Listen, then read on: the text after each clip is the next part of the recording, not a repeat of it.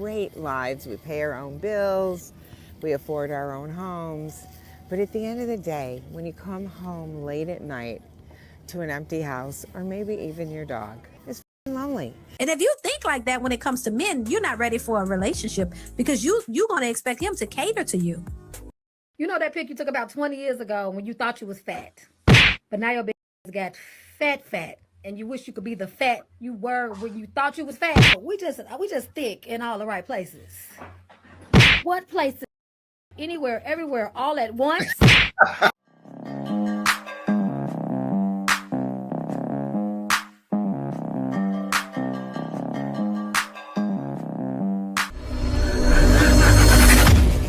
You ever look at some old pictures and be like, yup, that's when I should have stopped eating right there. Yeah, O2. Yeah, O2, because unbeknownst to me, my back's finna take. You know that pic you took about 20 years ago when you thought you was fat, but now your big got fat, and you wish you could be the fat you were when you thought you was fat. Man, she's killing herself, but she's right. Kevin Samuels was right, y'all. And what did he call them? Big Shirleys. I like that she's cracking jokes about it. She's probably a comedian. I haven't looked up more of her content, but I'm sure she may be a comedian. If not, she needs to go into comedy because she is going. And you know what's funny?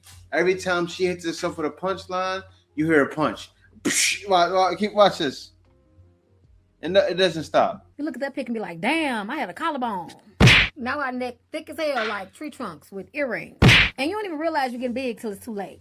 Big backness don't happen overnight. It's a slow process, like inflation. So it start real subtle, like when you start sucking in to button your jeans. But you know, you can blame that on the dryer. I just the dryer. They still hot. You don't really notice till somebody tag you in a photo. Damn, where that linebacker come from? I knew it was over when my towel stopped wrapping around all the way. You and the towel just agreeing to disagree. We ain't gonna make it. Like, oh, so this towel fat phobic. As soon as you gotta start taking your selfies like this, that's when you know it's over. When you got an angle, you gotta catch the angle. You gotta catch that. When you start using your purse to hide your stomach, that's another sign. I'm talking about it's just water weight. You're drinking your water from the fire hydrant, and we try to deny it at first. You know, like, oh, I'm just bloated. It's New Year's Eve 2025. Or we try to tell ourselves, oh no, we just thick in all the right places. What places? Anywhere, everywhere, all at once. And the older we get, the harder it is to lose. It's like you got a soul tie with your stomach. Going nowhere. Everybody got an old ass pair of jeans they can't fit no more. That they say, oh, I'm gonna get back in them. They're just hanging up in your closet, waiting on you to get back in them. Girl, throw them apple bottoms away. You're not getting back in the apple bottom. You go from Buddy Love to Sherman Clump in 3 summers. Whoa, and don't nothing humble you like trying on last summer's clothes. God damn. You went from crop top to muffin top real fast. Thighs be rubbing together like Birdman hands. I blame leggings because they the reason we didn't even know that our backs was getting that big. Because you could fit in a size small leggings and still think you was okay. 16.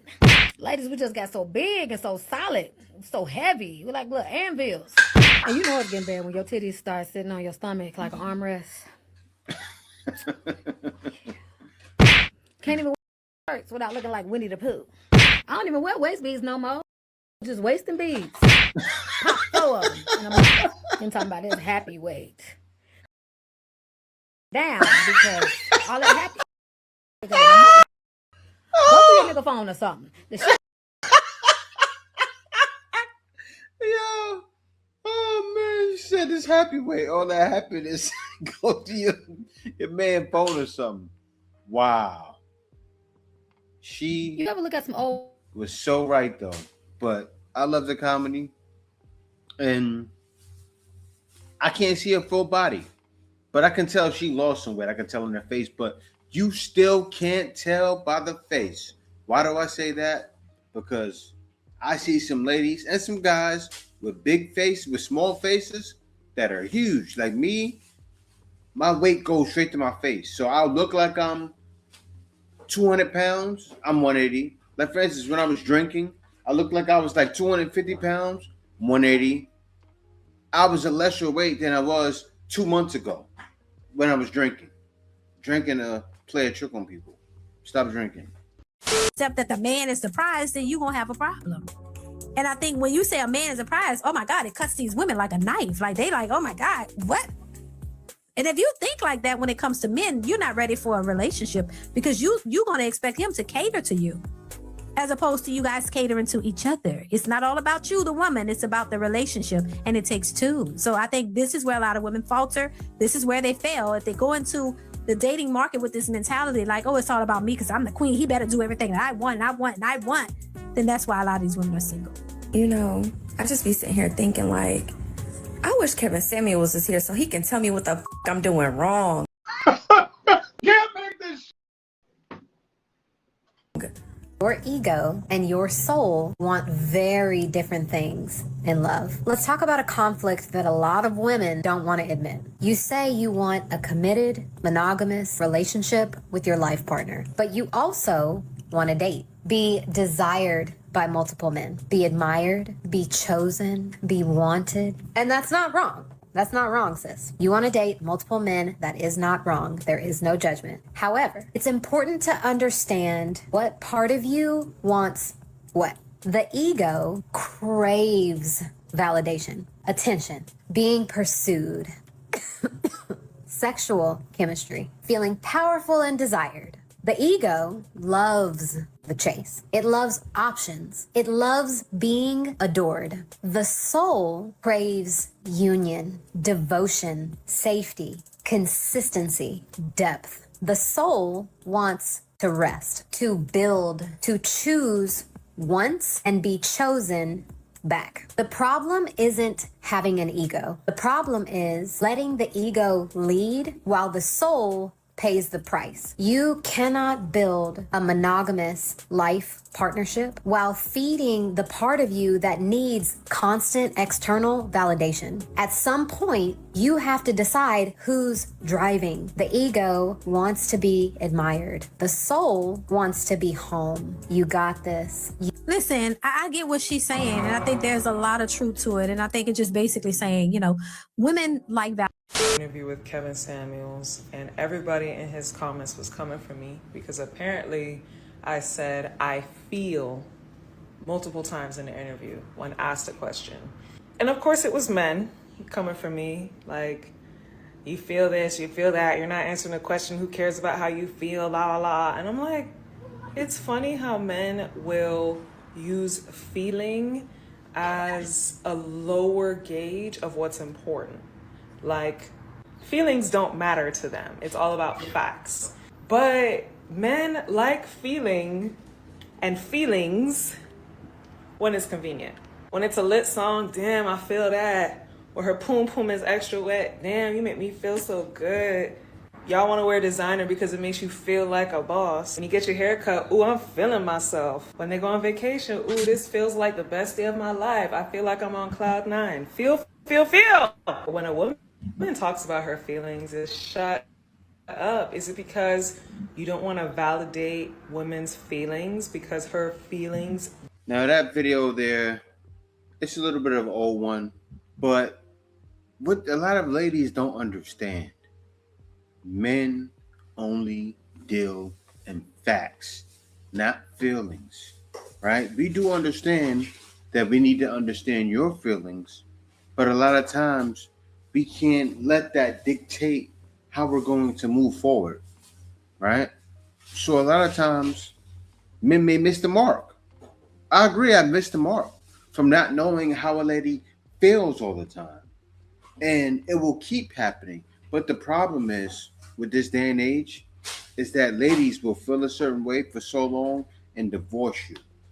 That's why men can't get married in the West. It's hard. Because then a man will get married, be married for 10, 20 years, and she's looking to back out. I've been out in the Philippines, married to my wife 10 years already. I'm looking to make 40 more. And I left because I knew that was a problem I didn't want to deal with. I hate to admit that so much. But gotta give credit where credit is due. Kevin Samuels was right. You can't make this. Ladies, winter is coming. And last night proved to me that I need a man. For real. because I almost died in my room. It was 30 degrees in Houston last night. My toes almost froze off. Unfortunately, we got to stop with this strong, independent bull. Because when it gets cold outside, we cannot cuddle up with our independence. Okay? Yes, I have an amazing blanket and central heat and all that stuff. I didn't turn the central heat on last night because I didn't know it was going to be so cold, but that's neither here nor there. The point of the matter is, I should have been cuddling up with my man. Okay? I should have been increasing my body heat when it was cold. But you know what I was doing? Laying my strong, independent, stupid in the bed by myself. Now let me tell you something. I'm done being single. I've been saying this for months and I'm so serious. I am done being single. I want to love and cater on somebody with warm flesh. Okay? I want to honor and respect somebody who can keep me warm. I'm sorry. Y'all got this single by yourself. I am done with it. I am done with it. It is so bad right now that I might go ahead and go to the gas station and scoop up that homeless man that proposes to me every time I fill my tank up. I mean, I could tell if I clean him up a little bit, give him a little haircut, he might be kind of fine. Okay? That's how cold I was last night. Relationship and cut off an engagement from a great man. The only people with a problem with what she's saying has never experienced true love and has only really experienced shallow love. Everything that she's saying in that video is completely valid. Just because you're a great person does not mean that entitles you to a bond. Bonds are deeper than that. And the people that saying she's not deserving of love, I think you need to evaluate what love means to you. Would you like her to marry that man just because he ticks all the boxes?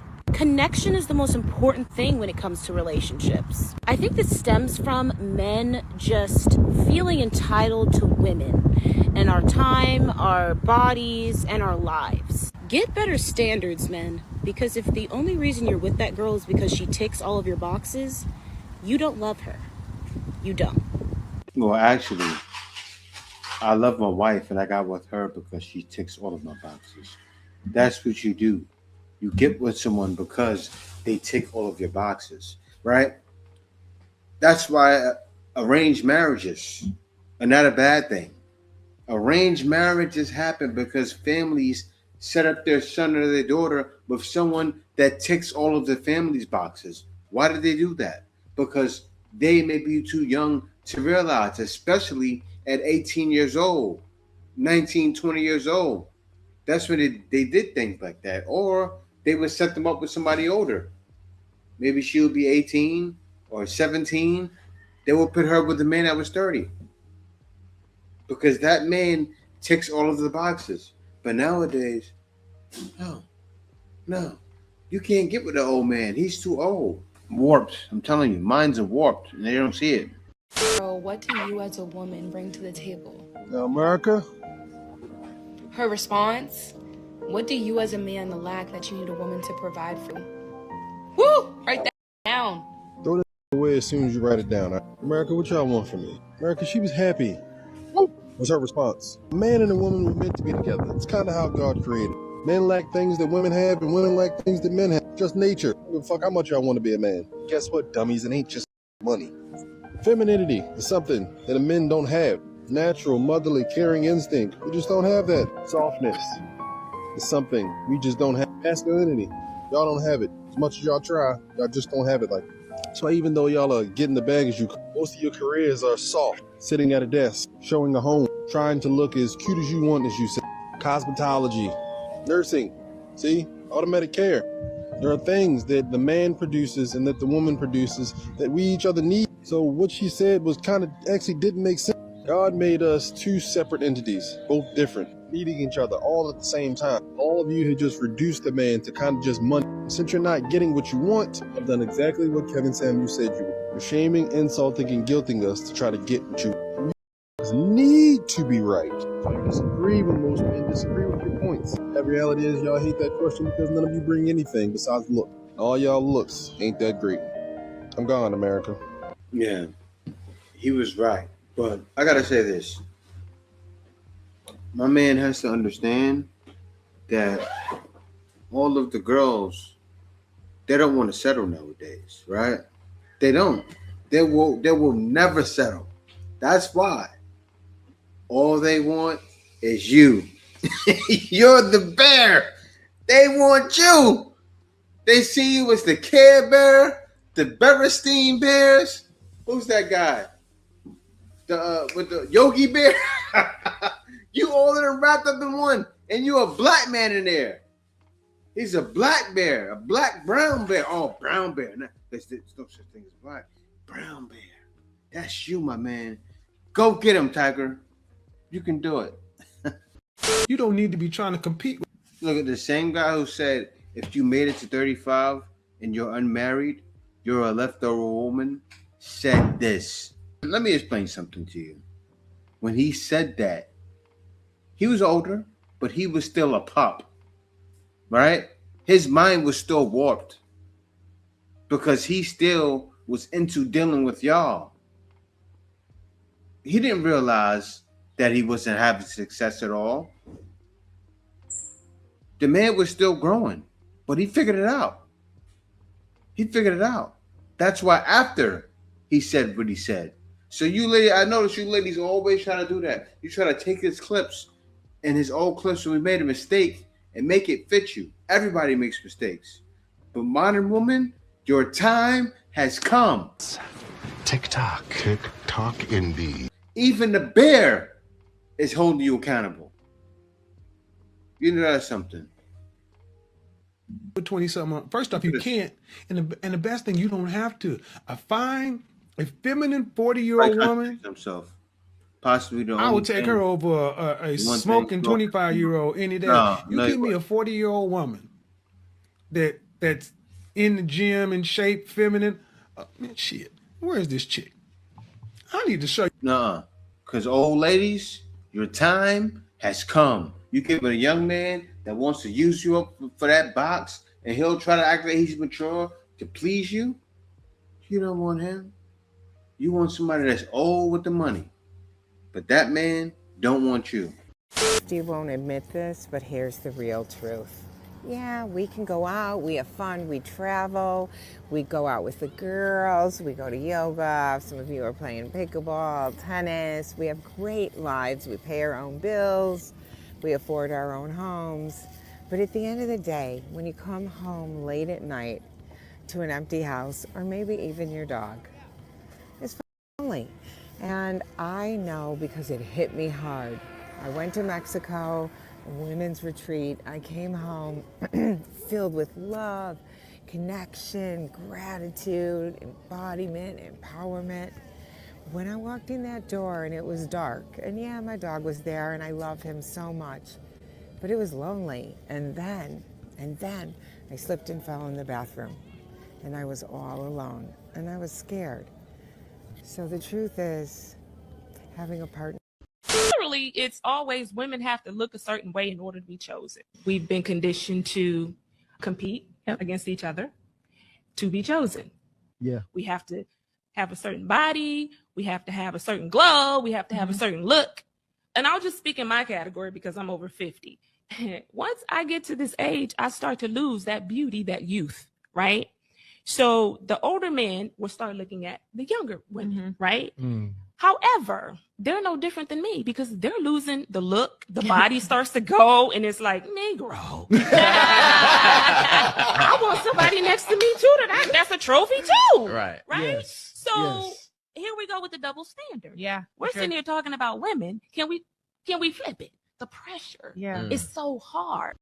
At this point, I am convinced that our grandmothers and mothers are living in a serious state of delusion. Either that or they are on drugs, because the way that they advocate for the women of today to stay with abuse is absurd and ridiculous. And they looking at us like we're the problem because we're walking away at the yellow flags. We ain't waiting till it's red, baby. I had one lady look me dead in my face and tell me, what you worried about what he doing? Don't matter if he cheat, long as he coming home and paying all the bills. Excuse me?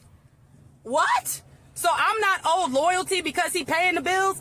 My own mother told me maturity is when you can take care of a man after he done cheated on you and had a baby on you. No, man, that's stupid. That is the definition of insanity, okay? Oh, you remember Soul Food when Big Mama was like, oh, y'all don't know how to go through nothing. Your father was a gambler, almost lost his house. Ain't no dick worth homelessness, baby. I don't care what y'all say. Y'all are abuse advocates and y'all are delusional, and it needs to be studied immediately. I said what I said. She married a guy that she thinks she's better than, and honestly, she's jealous of him.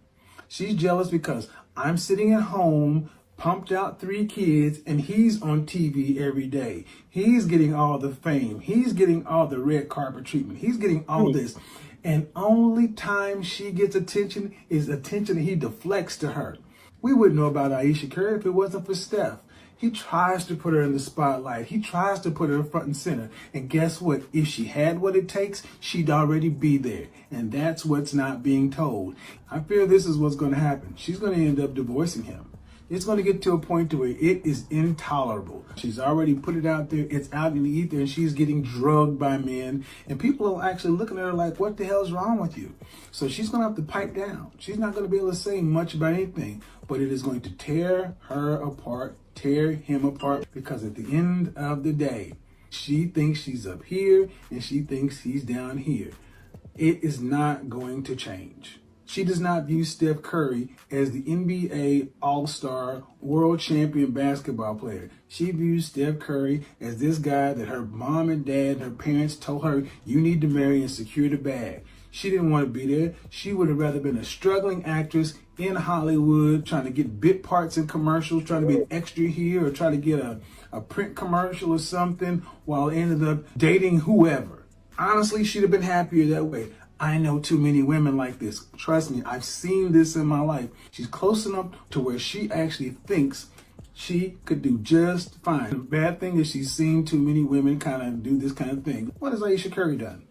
Other than being married to Steph Curry. But that's not going to change anything. This is going to nag at her, nag at them, until she ends up.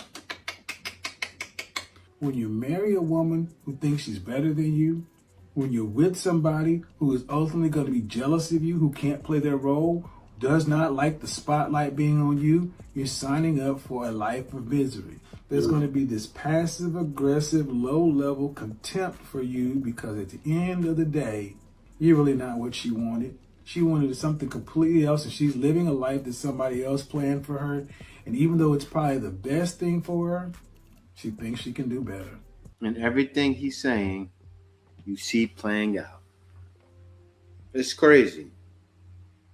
But it's not, it's something you already know, because that's most modern, especially American women. They're like this. They will never change. It's like they all have a mental retardation of the brain. And what is that mental retardation? Feminism. I can do more. I can do everything. And I can do bad all by myself. They need to fix it. Women delusional, and I'm going to give you a perfect example of this. What you're about to hear is the psychology of why women keep other women delusional. She's describing what a lot of women think is support and uplifting, but in reality, it's enabling. So in this video, I'm breaking down why women do this, the psychology behind it, and why it feels like sisterhood when it's actually sabotage. So I was scrolling on my Facebook page and I came across a post that said, sis, don't worry about it. There's a man out here that will do this and this and this. There's a man that'll XYZ. There's a man out here that'll do this. There's a man out here that'll do this. This invisible man. When women hype each other up in this way, they're not giving clarity. They're giving coping. It's emotion-focused coping, not reality-based analysis. It's not meant to solve anything. It's meant to numb it. These women aren't uplifting women. They're enabling them. They use comfort as a coping mechanism, group delusion as bonding, imaginary men as emotional painkillers. It feels like sisterhood, but psychologically... But that's what they need, because they're so social. They fall into it. And if you're a man that can talk a good one and make them feel that way... It's avoidance, ego protection, and low-key dehumanizing to the men she's turning into fantasy objects. The core mechanism here is avoidance of accountability. Because if the perfect man is always out there, then there's no need for women to ask, Why do I choose the men I choose? Why do I ignore red flags? Why do I confuse desire with compatibility? Why do I think love is owed to me? This he's out there somewhere narrative removes the need for self-reflection. It's psychological escapism masquerading as empowerment. But the one thing that women leave out of that conversation and they don't have the foresight to see and understand is that just because you desire this man doesn't mean that he desires you. Women encourage each other in these ways. They never include the part where the imaginary man might not want them back. The psychological term for this is unrequited idealization. It's when someone projects desire onto an imagined or idealized person without accounting for that person's agency, preferences, or autonomy. Basically, it's I want him, therefore he'll want me back. But nothing in reality supports this assumption. Another term underneath that is egocentric projection. That's when you project your own desires outward and assume they're mutual, because imagining the other side's perspective would threaten the fantasy. These coping mechanisms don't deal in reality, because if they did, we'd have to be talking about real men. And if we're talking about real men, we have to acknowledge that they have desires and preferences too. That's why this type of encouragement is misleading. It keeps women in a perpetual state of fantasy. They're clinging to a comfortable fallacy. Women do not talk to one another in a way that gives them tools and resources and strategy to actually align with the desires of their heart. What they do is give each other empty compliments. Like, yeah, girl, it's a man out here to pay all your bills. Yeah, girl, it's a man out here to take care of you and your kids. But they totally negate the other half of that conversation, which is these men are looking for a certain particular thing in a woman. And if that is not you. What she's describing here is how women give each other emotional pacifiers instead of actual strategy. Women aren't providing each other with tools, reality, or alignment, just comfort food for the ego. These compliments don't move a woman closer to the life that she wants. They move her deeper into the fantasy that she prefers. It's validation designed to soothe discomfort, not create change. You'll get the man you want. You deserve someone amazing. A good man will come and find you. None of this requires effort, reflection, or alignment on her part. It just feels good. That's why women pass these lines around like candy, because they're easily digestible. But it bypasses two realities at the same time. First, it avoids dealing with the men available in her actual life. It also avoids her patterns, her dating history, the traits she consistently chooses. And second, it avoids his standards. It never acknowledges that the men who can provide what she says she wants have preferences too. And if she doesn't meet them, that fantasy collapses. Women hype each other up with what they want for themselves. It's a shared fantasy. But the part that they avoid entirely is this. If you want a certain kind of man, you have to be the kind of woman that that man actually wants. These uplifting tactics, these performances of sisterhood, are actually detrimental to women's personal development. They damage her self-awareness, her social awareness, and her ability to ever obtain the life she says she wants. Because if the life she desires already exists in reality, but she can only acquire it in her mind, that gap between her fantasy self and her real self is exactly what psychology calls self-discrepancy. And self-discrepancy doesn't motivate growth. It keeps you loyal to the comfort of your fantasies. The Iceman is coming!